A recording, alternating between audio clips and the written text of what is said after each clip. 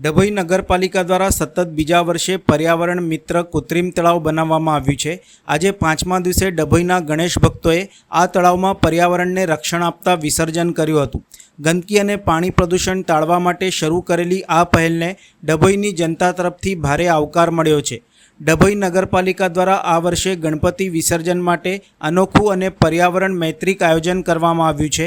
નગરપાલિકાના chief officer જય કિશન તડવીના નેતૃત્વ હેઠળ બનાવેલું આ કૃત્રિમ તળાવ આર્ટિફિશિયલ પોન્ડ માત્ર સૌંદર્ય માટે જ નહીં પરંતુ ઇકો ફ્રેન્ડલી મટીરિયલ અને કુદરતી તત્વો સાથે તૈયાર કરાયું છે।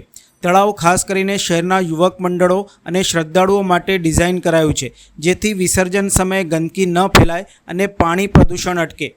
અહીં પાણીની ગુણવત્તા જાળવવા માટે જૈવિક અને કુદરતી ફિલ્ટરિંગ પદ્ધતિનો ઉપયોગ કરવામાં આવ્યો છે।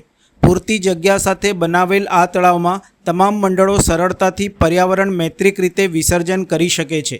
ડભોઈના વિવિધ યુવક મંડળોએ આ આયોજનનું સ્વાગત કર્યું છે।